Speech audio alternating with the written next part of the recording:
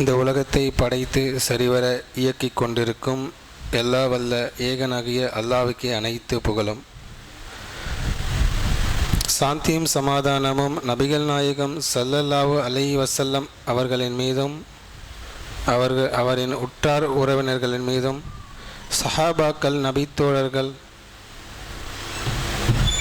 மற்றும் நம் அத்தனை பேரின் மீதும் என்றென்றும் நிலவட்டுமாக.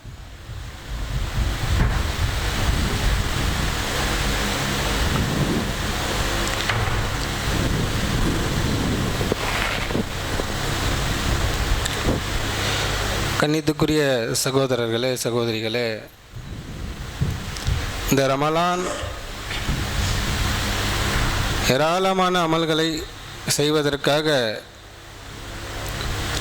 இறைவன் நம்மளை இந்த ரமலானில் அடைய செய்திருக்கிறான். ஏனென்று சொன்னால், இதற்கு முன் ரமலானில் நம்முடன் இருந்தவர்கள்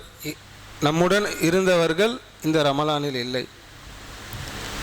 இந்த ரமலானில் தொடக்கத்தில் இருந்தவர்கள் ஒரு சிலர் நம்முடன் இல்லை. ஆனால் நம்மை இந்த ரமலான் முழுவதையும் அடைய செய்வதற்கு இறைவன் நம்மளை பாக்கியவனாக அடைய செய்திருக்கிறான்.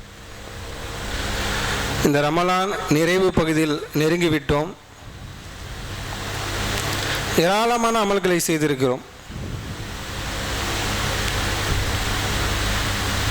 மற்ற மாதத்தை காட்டிலும் இந்த ரமலான் மாதத்தில் அதிகமான அமல்களை செய்யக்கூடியவர்களாக நாம் இருக்கிறோம். ஆக இந்த ரமலான் மாதத்தில் செய்யக்கூடிய இந்த பயிற்சி, இந்த செயல்கள் அனைத்தும் அடுத்து வரக்கூடிய ஏனைய மாதங்களில் நாம் எப்படி இருக்க வேண்டும் என்பதற்கான ஒரு சிறிய பயிற்சி தான் இது. நபிகள் நாயகம் ஸல்லல்லாஹு அலைஹி வஸல்லம் அவர்கள் சொன்னார்கள், ரமலான் மாதம் வந்தடைந்தால் ஷைத்தான் விலங்கிடப்படுகிறான் என்று. இந்த ரமலான் மாதத்தில் ஷைத்தான் விலங்கிடப்படுகிறான். அதனால் அதிகமான அமல்களையும் தௌபா பாவ மன்னிப்புகளையும் அதிகமாக இறைவனிடம் கேட்டவனாகவும், இறைவன் சொன்னபடி அதிகமான ஏராளமான அமல்களை செய்யக்கூடியவர்களாகவும் நாம் இருக்கிறோம். ஆனால் ஒரு சிலர் சொல்கிறார்கள், ஷைத்தான் விலங்கிடப்படுகிறான், அப்படி இருந்தும் ஒரு சிலர் பாவம் செய்கிறார்களே ஏன்? ஷைத்தான் விலங்கிடப்பட்டால் பாவம் செய்யாமல் தானே இருக்கணும். அப்படி இருந்தும் ஒரு சிலர் பாவத்தை செய்கிறாங்களே. அதற்கு ஒரு சில அறிஞர்கள் சொல்கிறார்கள், இறைவன் தடுத்த விஷயங்களை இறைவனுக்காக நாம் அந்த விஷயத்தை விட்டு, அந்த தவறை விட்டு ஒரு கட்டுப்பாடுடன், ஒரு கட்டுப்பாடாக அந்த செயலை விட்டு நாம் இருக்கிறோம் அல்லவா? அந்த கட்டுப்பாடு தான் ஷைத்தானை கட்டுப்படுத்துகிறது. ஆக அந்த தவறு, அந்த தவறான செயல், பாவமான செயல் செய்யக்கூடாதுன்னு நம்ம மனசு கட்டுப்படுது பார்த்தீங்களா? கட்டுப்படுவதன் மூலமாகத்தான் ஷைத்தான் கட்டுப்படுகிறான்.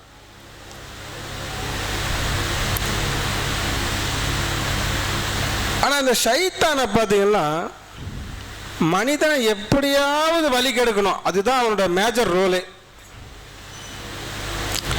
ஏனென்று சொன்னால், இந்த மனிதனை பற்றி நன்றாக ஷைத்தானுக்கு தெரியும். ஏனென்று சொன்னால், பல யுகங்களாக அவன் என்ன பண்ணிட்டு இருக்கான், வாழ்ந்துன்னு இருக்கிறான் இந்த உலகத்தில். நம்முடைய ஆயுட்காலம் பார்த்திங்கன்னா ஒரு 60-70 அவ்வளோதான், அது இறைவனோட கைவசம். ஆனால் ஷைத்தான் பல யுகங்களாக ஆதாம் அலைஹிஸ்ஸலாம் அவர்கள் படைக்கப்பட்ட காலத்தில் இருந்தே ஷைத்தான் இந்த உலகத்தில் இருக்கிறான். ஆக யாரை எப்படி வழி கெடுக்கணும்னு சொல்லிட்டு அவனுக்கு நல்லாவே தெரியும். நம்ம இந்த உலகத்தில் 2026 இருக்கோம் நாம. ஆனால் இதுக்கு முன்னாடி காலங்களையும் சரி, அதுக்கு முன்னாடி காலங்களையும் ஷைத்தான் இருக்கிறான். ஆக அவனுக்கு நன்றாக தெரியும் யாரை எப்படி வழி கெடுக்க வேண்டும் என்று.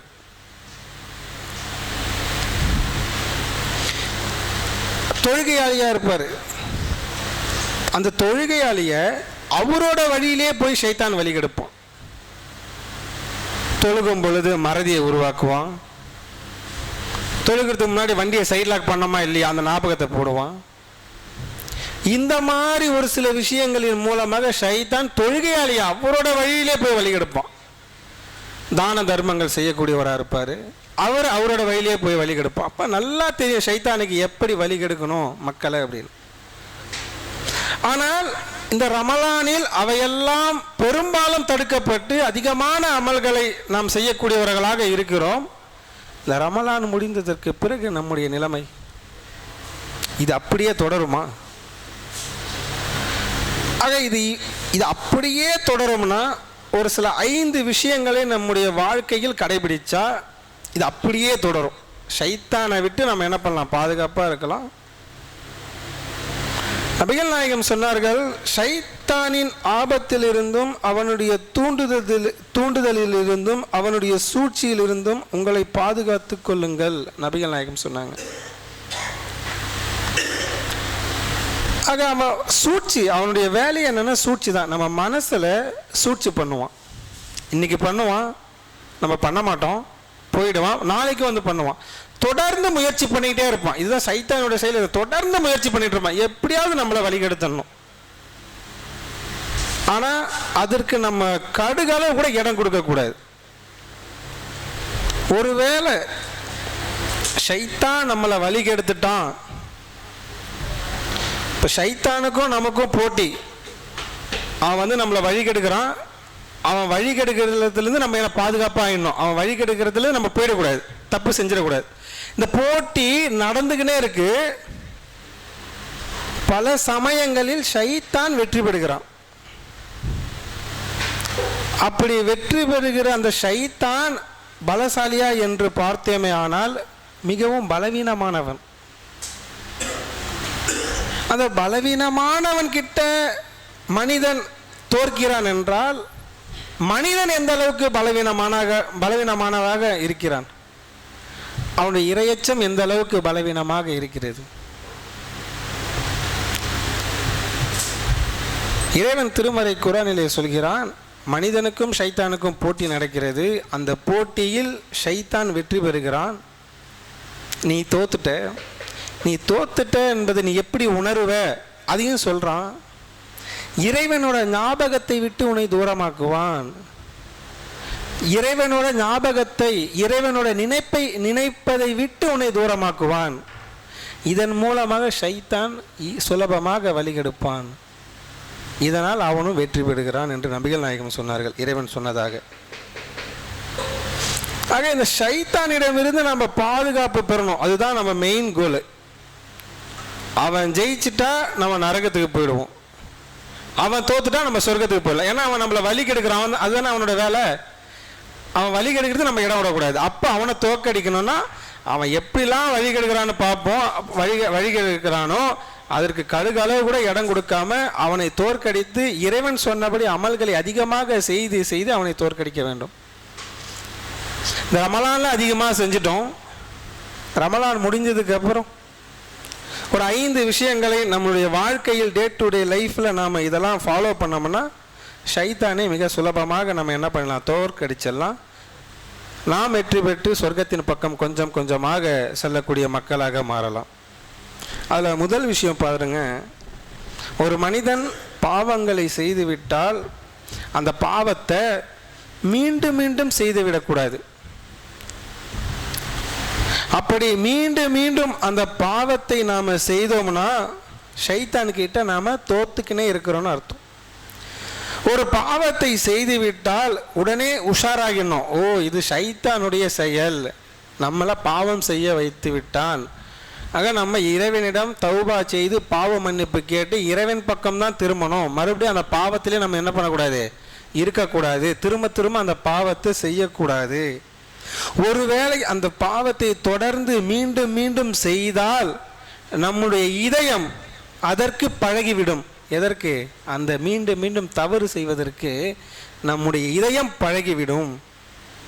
அந்த இதயம் பாவம் செய்வதற்கு பழகிவிட்டால்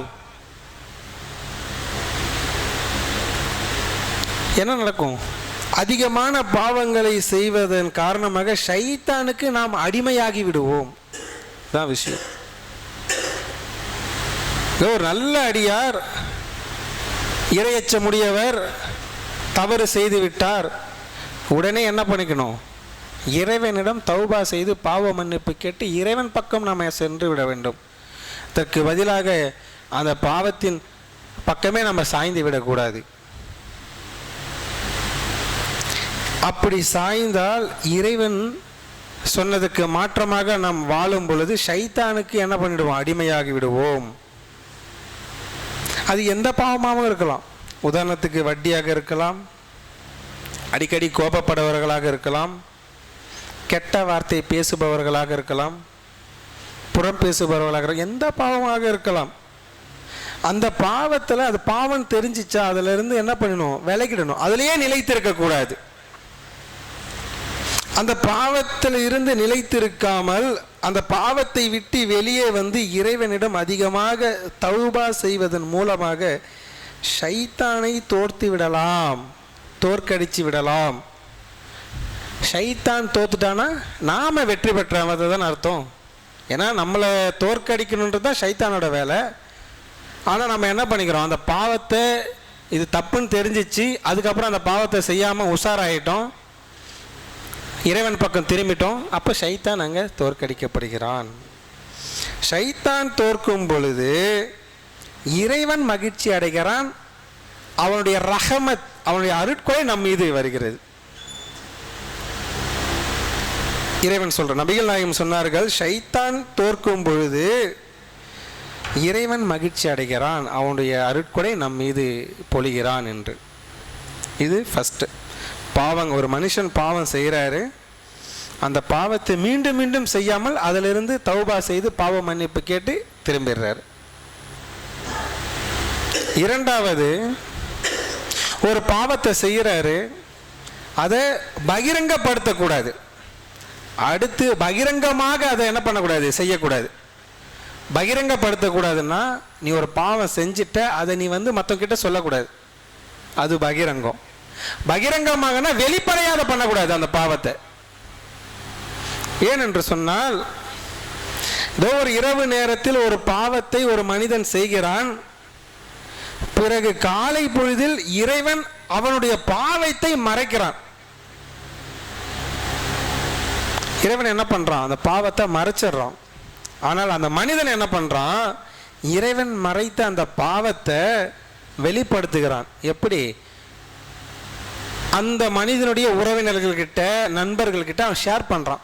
நைட்டில் நான் இந்த மாதிரி ஒரு பாவம் செஞ்சிட்டேன். எந்த பாவத்தை? இறைவன் தடுத்த மறைத்த விஷயத்த இவன் வெளிப்படுத்துறான். பார்க்குறோமா இல்லையா? இளைஞர், குறிப்பாக இளைஞர்கள் தான் இதில் அதிகமாக இருப்பாங்க. அவர்கள் இரவில் செஞ்ச பாவங்களை வெடிஞ்சதுக்கு அப்புறம் அவங்க நண்பர்கள்ட்ட ஷேர் பண்ணுவாங்க.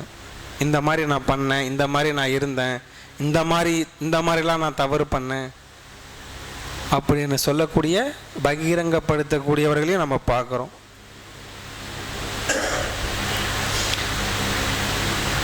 அதனால் இறைவன் அவன் செய்த பாவத்தை மன்னிக்க மாட்டான். இவன் மற்றவர்களுடன் செல்லும் பொழுது இவன் பாவங்களுக்கு வழிகாட்டியாக இருக்கிறான். இவன் போயிட்டு அந்த நண்பர்கள்கிட்ட, உறவினர்கள்கிட்ட அந்த அவன் செஞ்ச பாவத்தை ஷேர் பண்ணுறான்ல, அப்படி ஷேர் பண்ணும்போது அதை கேட்குறாங்கல்ல, அவங்க என்ன நினைக்கிறாங்க? இவரே பாவம் பண்ணிட்டாரு, அப்போ நம்ம பண்ணலாம்ல நினைக்கிறோமா இல்லையா? அதிகமாக நம்ம என்ன பண்ணுவோம்? நம்ம நண்பர்கள்கிட்ட, நம்ம உறவினர்கிட்ட ஒரு சில நல்ல விஷயத்தை எடுத்துக்குவோம், ஒரு சில கெட்ட விஷயத்தையும் எடுத்துப்பாங்க. அந்த மாதிரி ஒரு சிலர் என்ன பண்ணுவாங்கன்னா, அவர் செஞ்ச பாவத்தை வந்து அவரோட உறவினர்கிட்ட சொல்லும் பொழுது, அவரோட நண்பர்கிட்ட சொல்லும் பொழுது, அந்த பாவத்தை அவர் என்ன பண்றாரு? அவரும் செய்ய ஆரம்பிக்கிறாரு. அப்ப அவனுக்கு அந்த பாவத்தை சொல்றான் பாத்தீங்களா, அவனுக்கு 2 கூலி இருக்கிறது. ஒன்று அவன் செஞ்ச பாவம், இரண்டாவது அந்த பாவத்தை சொல்லி மற்றவர்களை தூண்டுறான்ல, மற்றவர்களை தீமையின் வழி பக்கம் இழுக்கிறான்ல. அந்த 2 பாவங்களுக்கான கூலி யாருக்கு கிடைக்குது? அந்த இறைவன் மறைத்த விஷயத்தை வந்து வெளிப்படுத்துறான் பாத்தீங்களா, அவனுக்கு கிடைக்கிறது. ஆக ரொம்ப உஷாரா இருக்கணும். இந்த விஷயத்திலிருந்து நாம் என்ன பண்ணணும்? ரொம்ப பாதுகாப்பாக இருக்கணும். இறைவன் ஒரு விஷயத்தை மறைச்சிட்டு, நீ செஞ்ச பாவத்தை மறைச்சிட்டான், ஆனால் அதை என்ன பண்ணக்கூடாது? வெளிப்படுத்தக்கூடாது. இன்னொரு விஷயம்னா, ரொம்ப வெளிப்படையாக பகிரங்கமாக செய்யக்கூடாது. ஒரு சிலர் என்ன பண்ணுவாங்கன்னா, பப்ளிக் பிளேஸில், பொதுக்கூட்டத்தில் ஸ்மோக் பண்ணுவாங்க. கெட்ட வார்த்தைகள் பேசுவாங்க. இந்த மாதிரி பாவங்கள் வெளிப்படையான பாவங்கள். இந்த மாதிரி பாவங்களிலிருந்து நாம் என்ன பண்ணணும்? பாதுகாப்பு பெறணும். ஸோ இறைவன் சொல்லியிருக்கிறான், இந்த மாதிரி விஷயத்தை நீங்கள் பண்ணாதீங்க. ஒரு பாவத்தை நீங்கள் செஞ்சிட்டீங்க, அது உங்களுக்கும் இறைவனுக்கு மட்டும்தான் தெரியும். அதை நீங்கள் வெளிப்படுத்தாதீங்க. வெளிப்படையான விஷயத்தில் நீங்கள் பாவத்தை செய்யாதீங்க. அப்படி நீங்கள் செய்யும் பொழுது இறைவன் ஷைத்தான் என்ன பண்ணுறான்? மகிழ்ச்சி அடைகிறான். ஷைத்தான் வெற்றியாளனாக ஆகிறான். ஆக நீங்கள் ஷைத்தானை தோற்கடிக்க வேண்டும் என்றால் இந்த விஷயத்தை நீங்கள் கடைபிடிக்க வேண்டும் என்று இறைவன் சொல்கிறான். இது இரண்டாவது விஷயம். மூன்றாவது விஷயம் என்ன பார்த்தீங்கன்னா, ஒரு மனிதர் பாவத்தை அதிகமாக செய்கிறார், டெய்லியுமே அந்த பாவத்தை செஞ்சுக்கினே வராரு. ஆனால் அதன் தரத்தை, அதன் நிலையை குறைத்து கொண்டே வருகிறார். பாவத்தை செஞ்சிட்டாரு, பாவம்னு தெரிஞ்சிச்சு, அந்த பாவத்திலிருந்து அவர் எப்படி கொஞ்சம் கொஞ்சமாக மீண்டு வரணும்னு சொல்லிட்டு அவர் ட்ரை பண்ணிட்டே இருக்காரு. அப்படி ட்ரை பண்ணும்போது இறைவனுக்கு தெரியல, நம்மளுடைய கல்புல நம்ம என்ன நினைக்கிறோன்னு சொல்லிட்டு இறைவனுக்கு தெரியும். நேற்று நம்ம ஒரு பாவத்தை செஞ்சோம், ஆனால் இன்னைக்கு அந்த பாவத்தை என்ன பண்ணியிருக்கிறோம்? கொஞ்சம் குறைச்சிருக்கிறோம். இப்போ இந்த ரமலான் மாதத்தில் நம்ம ஃபோன் யூஸ் பண்ணுறது கம்மியாக இருக்கும். ரமலான் முடிஞ்சதுக்கப்புறம் அதிகமாக நம்ம என்ன பண்ணுவோம்? ஃபோன் தான் யூஸ் பண்ணுவோம். ரீல்ஸாக இருக்கட்டும். இப்போது நம்மளுடைய மூளை நம்மளுடைய மைண்டை அதிகமாக கண்ட்ரோல் பண்ணுறது எதுன்னு பார்த்தீங்கன்னா அந்த ஃபோனாக தான் இருக்கும். ஒரு ரிசர்ச் சொல்லுது, ஒரு மனிதன் ஒரு நாளைக்கு 10 மணி நேரம் என்ன பண்ணுறான்? ஃபோனை ஸ்க்ரீனில் பார்க்குறான் அப்படின்னு ஒரு ரிசர்ச் சொல்லுது. பொதுவாகவே நீங்கள் பார்த்தீங்கன்னா நம்மளுடைய மைண்ட் எதில் அடாப்ட் ஆகிருக்குன்னு பார்த்தீங்கன்னா சோசியல் மீடியா, ஃபேஸ்புக், இன்ஸ்டாகிராம், அந்த மாதிரி ஒரு யூடியூப், அந்த மாதிரி வாட்ஸ்அப், அந்த மாதிரி இதில் தான் என்ன பண்ணிருக்கோம்? அதிகமாக நம்ம மைண்ட் கண்ட்ரோல் ஆகிருக்கும். ரமலானுக்கு முந்தைய காலத்தில் நீங்கள் உங்களுடைய வாழ்க்கையை ஒரு ரீகால் பண்ணி பார்த்தீங்கன்னா ஃபோன் அதிகமாக யூஸ் பண்ணக்கூடியவர்களாக தான் இருப்பீங்க, பேசுகிற எண் உட்பட. ஆனால் இந்த ரமலான் நம்ம என்ன பண்ணியிருப்போம்? அந்த ஃபோனை கொஞ்சம் கொஞ்சமாக குறைச்சிருப்போம், கொஞ்சம் அதிகமாகவே அதை என்ன பண்ணியிருப்போம்? தவிர்த்திருப்போம். ஆனால் ரமலானுக்கு பிறகு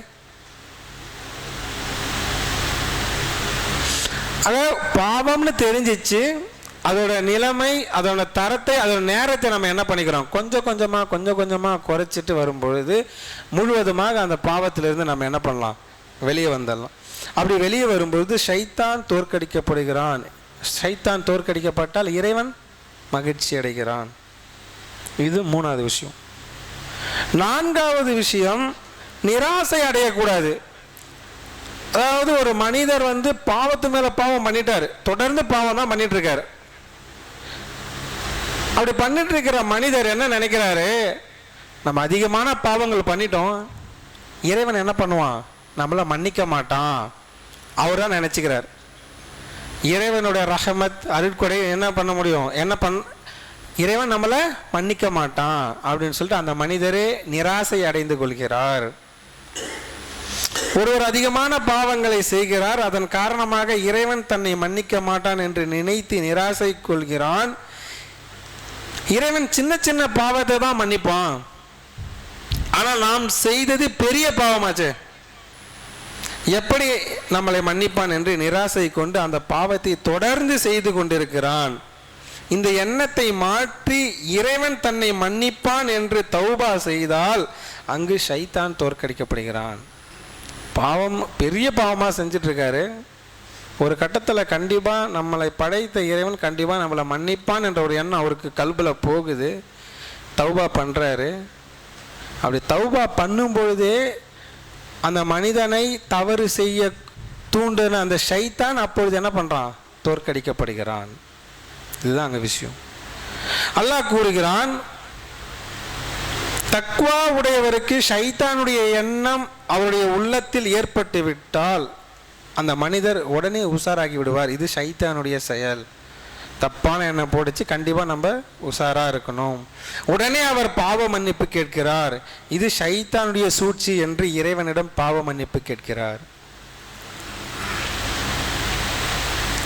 ஆக இதுதான் விஷயம். இதில் இறைவன் மன்னிக்க மாட்டான் என்று நிராசை கொள்ளக்கூடாது. அது சிறு பாவங்கள் மட்டும்தான் இறைவன் மன்னிப்பான். நான் செய்தது பெரிய பாவமாச்சே, இவ்வளவு நாள் தொழாமலேயே நான் இருந்துறேன். ஒரு சிலர்லாம் என்ன பண்ணியிருப்பாங்க? கொஞ்ச நாள் தொழ, ஒரு சிலர் வெள்ளிக்கிழமை மட்டும் தொழக்கூடியவர்களாக இருக்கிறாங்க. வெள்ளிக்கிழமை பார்த்தீங்கன்னா ஃபுல்லாக இருக்கும் பள்ளிவாசல். மற்ற நாள் இன்னும் ஒரு சிலர் அதை கூட தொழாமல் இருப்பாங்க. இவ்வளவு நாள் நான் குடிச்சிட்டே இருந்தேனே, முஸ்லீமாக தான் இருப்பார், ஆனால் என்ன பண்ணிட்டு இருப்பாரு? ட்ரிங்க்ஸ் பண்ணிட்டு இருப்பார். அவரே ஃபிக்ஸ் பண்ணிக்கிறார், நம்ம குடிச்சிட்டு இருக்கோம், பெரிய பாவமாச்சே, கண்டிப்பாக இறைவன் நம்மளை மன்னிக்க மாட்டான். அடுத்த ஒரு முஸ்லீமாக தான் இருப்பார், வட்டிக்கு விட்டுருப்பார், பெரிய பாவமாச்சே, கண்டிப்பாக நம்ம செய்வது எல்லாம் பெரிய பெரிய பாவம், இறைவன் நம்மளை மன்னிக்க மாட்டான் என்று அவரே நிராசை கொண்டிருக்காரு. ஆனால் அப்படி நிராசை கொள்ள வேண்டாம். இறைவனிடம் பாவ மன்னிப்பு கேட்டு தௌபா செய்தால் கண்டிப்பாக இறைவன் மன்னிப்பான் என்று திருமறை குர்ஆனிலே கூறுகிறான். அப்படி நம்ம தௌபா செய்வதன் மூலம் ஷைத்தானை தோற்கடிக்கப்படுகிறோம். ஷைத்தான் தோற்கடிக்கப்பட்டால் இறைவன் மகிழ்ச்சி அடைகிறான். அல்லாஹ்வின் தூதர் ஸல்லல்லாஹு அலைஹி வஸல்லம் சொல்கிறார்கள், ஒரு அடியான் ஒரு பாவத்தை செய்து விட்டான். அந்த மனிதன் ஒரு பாவத்தை செய்து விட்டான். அந்த பாவத்தை செய்ததற்கு பிறகு அல்லாஹ் என் பாவத்தை மன்னிப்பான், கண்டிப்பாக என் பாவத்தை மன்னிப்பான் என்று இறைவனிடம் அந்த மனிதர் கேட்கிறார். அதற்கு இறைவன் சொல்றான், என்னுடைய அடியான் ஒரு பாவத்தை செய்து விட்டான், ஆனால் அவன் புரிந்து கொண்டான், அவன் விளங்கி கொண்டான், எனக்கென ஒரு ரப்பு இருக்கிறான், அவன் பாவத்தை மன்னிக்க கூடியவனாக இருக்கிறான், சில நேரங்களில் பாவங்களுக்கு தண்டனை கொடுப்பவனாகவும் இருக்கிறான், ஆனால் நான் என்னுடைய பாவத்தை மன்னிப்பான் என்று கருதுகிறேன் என்று அந்த அடியான் சொல்கிறான் என்று இறைவன் சொல்கிறான். நபிகள் நாயகம் சொல்றாங்க, இந்த மாதிரி இறைவன் வந்து ஒரு அடியானை பற்றி சொல்றான். ஒரு அடியான் வந்து பாவம் பண்ணிட்டான், ஆனால் அது பாவம்னு அவனுக்கு விளங்கிடுச்சு, அவன் புரிஞ்சுக்கணும், என்னோட ரப்பு வந்து நான் செஞ்ச பாவத்தை கண்டிப்பாக மன்னிச்சிருவான், ஆனால் சில நேரங்களில் அந்த பாவத்தை தண்டிக்கக்கூடியனாகவும் அவன் இருக்கிறான், ஆனால் என்னுடைய பாவத்தை கண்டிப்பாக அவன் மன்னிப்பான் என்று நான் கருதுகிறேன் அப்படின்னு சொல்லிட்டு இறைவன் சொல்றான். அதற்கு பிறகும் அந்த பாவத்தை அவன் செய்யறான், இறைவன் மன்னிக்கிறான். அதற்கு பிறகும் அந்த பாவத்தை அவன் செய்யறான், இறைவன் மன்னிக்கிறான். இந்த மாதிரி ஒரு 3 முறை இந்த சம்பவத்தை நபிகள் நாயகம் சொல்றாங்க. அப்படியும் அதுக்கு பிறகும் இறைவன் மன்னிக்கிறான் என்று நபிகள் நாயகம் சொல்றாங்க. இந்த இடத்துல தான் நம்ம கொஞ்சம் விளங்கிக்கணும். அப்போ பாவம் பண்ணிட்டு தௌபா பண்ணா இறைவன் மன்னிச்சிடுவான் அப்படின்னு நம்ம நினைக்கக்கூடாது. கல்புல அந்த இறையச்சத்தில் நாம் என்ன நினைக்கிறோம், அந்த நீயத்து என்னவா இருக்கிறது, இதுதான் கடைசியாக இருக்கு, இதுக்கப்புறம் நான் அந்த பாவத்தை நான் விட்டுடணும், அந்த அப்படிப்பட்ட நீயத்தை தான் இருந்தால் இறைவன் மன்னிப்பான். இதுதான் நாம் இங்கே விளங்கிக்கணும். ஆக நாம் செய்தது பெரிய பெரிய பாவம் தான், ஆனால் இறைவன் மன்னிக்க மாட்டான் என்று நாம் என்ன பண்ணக்கூடாது, நிராசை அடையக்கூடாது. கண்டிப்பாக இறைவன் மன்னிப்பான். அப்படி இறைவன் கிட்ட மன்னிப்பான் என்று நம்ம தௌபா செய்வதன் மூலமாகவும் பாவ மன்னிப்பு கேட்பதன் மூலமாகவும் ஷைத்தான் அந்த இடத்துல என்ன பண்ணுறான், தோற்கடிக்கப்படுகிறான். ஏன்னா நம்மளை பாவத்தின் பக்கமே கூட்டும் பொழுது தான் ஷைத்தானோட வேலை. அந்த பாவத்தை விட்டுட்டு நம்ம இறைவன் பக்கம் வந்துட்டா அங்கே ஷைத்தான் தோற்கடிக்கப்படுகிறான். இது வந்து 4வது விஷயம். 5வது விஷயம் பார்த்தீங்கன்னா, ஒரு பாவத்தை செய்துவிட்டால் அதற்கு பகரமாக ஒரு நன்மையை செய்து விடுங்கள். ஆக ஒரு மனிதர் ஒரு பாவத்தை செஞ்சிட்டாரு, உடனே அதற்கு பகரமாக ஏதாவது ஒரு நன்மையை செய்து விடணும். நபிகள் நாயகம் சொன்னார்கள், எங்கிருந்தாலும் இறைவனிடத்தில் பயந்து கொள்ளுங்கள். நீங்கள் ஒரு பாவத்தை செய்வதால் அதற்கு பகரமாக ஒரு நன்மையை செய்து விடுங்கள். அந்த நன்மை அந்த பாவத்தை தீமையை அழித்துவிடும். ஆக அதிக நன்மைகளை காரியங்களை நாம் அதிகமாக செய்வதன் மூலமாக அந்த பாவத்தை அந்த காரியத்தை நாம் என்ன பண்ணிடலாம், தடை பண்ணிடலாம். அப்போ அதிகமாக நாம் என்ன பண்ணிடுவோம், நன்மை செய்பவர்களாக மாறிவிடுவோம். எனவே மனிதன் என்ற அடிப்படையில் பாவம் செய்துட்டேன், உடனே ஒரு நன்மையை செய்வதன் மூலமாக தொடர்ந்து அதிகமான நன்மைகள் செய்வதன் மூலமாக பாவம் குறைகிறது. நபிகள் நாயகத்துக்கிட்ட ஒரு மனிதர் சொல்றாரு, யா ரசூலுல்லாஹ், நான் இரவில் ஒரு தப்பு பண்ணிட்டேன், ஒரு பொண்ணை தொட்டுட்டேன், அதற்கு நான் என்ன பண்ணணும் அப்படின்னு.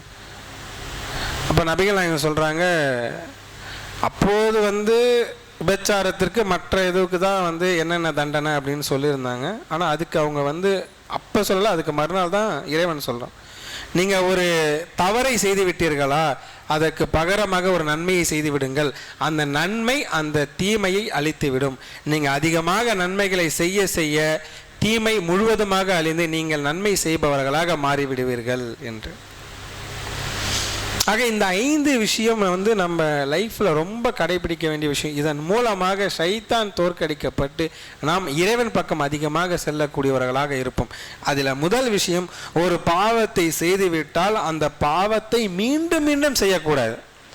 ஒரு பாவத்தை பண்ணிட்டோம், அதை அடிக்கடி ரொட்டீனாக இன்னைக்கு நாளைக்கு அப்படி போகக்கூடாது. ஒரு பாவத்தை செஞ்சிட்டியா அதை அப்படியே ஸ்டாப் பண்ணி அடுத்து பாவ மன்னிப்பு கேட்டு இறைவன் பக்கம் திரும்பணும். இது ஃபர்ஸ்ட். செகண்ட், ஒரு பாவத்தை பகிரங்கப்படுத்தக்கூடாது, பகிரங்கமாக செய்யக்கூடாது. மூன்றாவது, பாவத்தை அதிகமாக செய்கிறவர் அதன் நிலையை, தரத்தை, நேரத்தை குறைத்து கொள்ள வேண்டும். நான்காவது, நிராசை அடையக்கூடாது. ஐந்தாவது, பாவத்திற்கு பகரமாக ஒரு நன்மையை செய்துவிட வேண்டும். இந்த 5 விஷயங்களை யார் அதிகமாக அவருடைய வாழ்க்கையில் பின்பற்றுகிறார்களோ அதன் மூலமாக ஷைத்தானை தோற்கடிக்கப்பட்டு இறைவன் மகிழ்ச்சி அடைகிறான். இதன் மூலம் நாம் சொர்க்கத்திற்கு செல்லக்கூடியவர்களாக மாறிவிடுவோம். ஆக இந்த பண்புகள் நம்ம கிட்ட அதிகமாக இருக்கணும் சகோதரர்களே. ஏனென்று சொன்னால் ஷைத்தான் இறைவன்கிட்ட சேலஞ்ச் பண்ணிட்டு வந்திருக்கான் இல்லையா, நான் மறுமை நாளில் வரும்போது நான் ஒரு கூட்டத்தை கூப்பிட்டு வருவேன் அப்படின்னு. அந்த கூட்டத்தில் நம்ம யாரும் போயிடக்கூடாது. அதற்காக தான் இந்த ஒரு சிறிய உபதேசம் சகோதரர்களே. ஆக நாம் அனைவரும் சொர்க்கத்திற்கு செல்ல வேண்டுமே என்றால் ஷைத்தானை தோற்கடிக்க இந்த மாதிரி செயல்களை செய்து சைத்தானை தோற்கடித்து சொர்க்கத்துக்கு செல்லக்கூடியவர்களாக என்றென்றும் இறைவனிடம் பிரார்த்தித்தவனாக என்னுடைய உரையை முடித்துக் கொள்கிறேன். வாஹிர் தக்வானா அல்ஹம்துலில்லாஹி ரப்பில் ஆலமீன். அஸ்ஸலாமு அலைக்கும் வரஹ்மத்துல்லாஹி வபரகாதுஹு.